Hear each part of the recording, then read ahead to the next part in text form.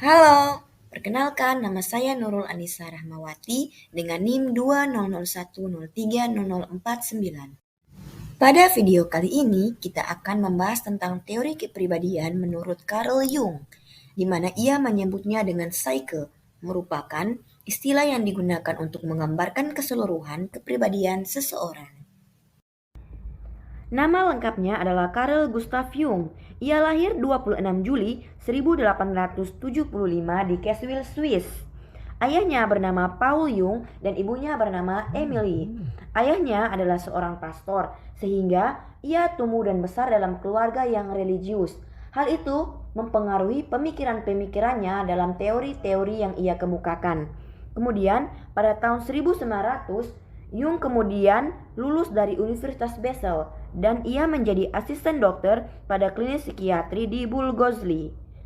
Tahun 1902, ia mendapat gelar doktor atas disertasinya yang berjudul Konsep Dasar Keutuhan Fundamental dari Psyche yang merupakan dasar dari semua gejala psikis. Tahun 1904, ia juga menyelesaikan eksperimen pertamanya bersama ilmuwan-ilmuwan yang lain, yaitu tes asosiasi kata. Tahun 1906, Jung kemudian bertemu dengan Freud dan memulai hubungan dengannya. Selang beberapa tahun, mereka mengalami perbedaan pemikiran sehingga mereka memutuskan untuk berpisah. Jung kemudian meninggal pada 6 Juli pada tahun 1961 di Zurich.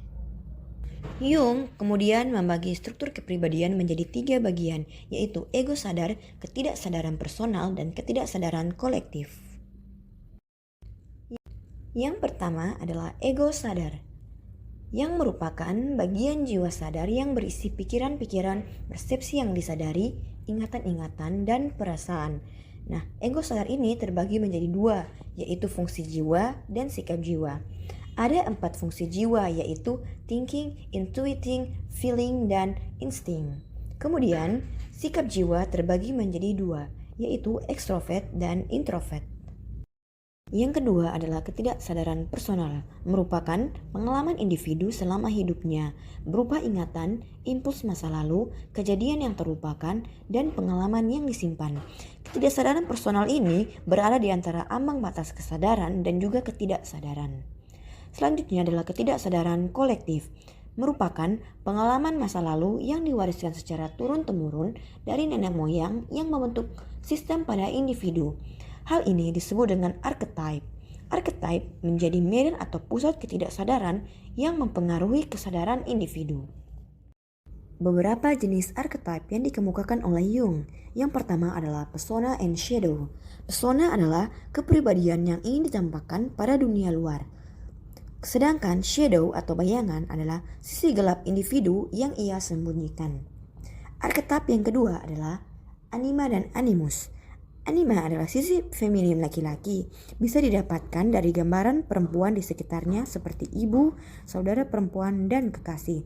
Sedangkan animus adalah sisi maskulin pada perempuan, simbol pemikir dan bernalar yang sebelumnya tidak dimiliki oleh perempuan.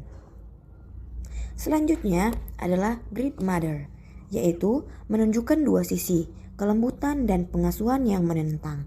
Sebagai contoh, seorang ibu dapat menjadi penyayang sekaligus dapat kehilangan kesadaran dan menyakiti anaknya. Sikap keibuan ini berasal dari ketidaksadaran kolektif. Archetype selanjutnya adalah Wise Old Man, di mana melambangkan manusia tentang pemahaman misteri kehidupan. Biasanya individu yang didominasi oleh archetype ini memiliki pengikut banyak seperti politikus, tokoh agama, masyarakat, dan lain-lain. Selanjutnya adalah Hero and Devil atau pahlawan dan iblis. Pahlawan merupakan dorongan yang baik dan kuat berperang melawan musuh untuk menyelamatkan orang lain dari bahaya dan kejahatan. Kebalikannya, iblis merupakan manifestasi dalam bentuk kekejaman dan kejahatan. Archetype yang selanjutnya adalah self. Archetype ini menarik semua archetype lain dan mewujudkan self-realization. Self dilambangkan sebagai ide seseorang tentang kesempurnaan diri. Self memiliki kemampuan merealisasikan individu. Sekian materi yang dapat saya sampaikan. Semoga bermanfaat bagi kita semua. Terima kasih.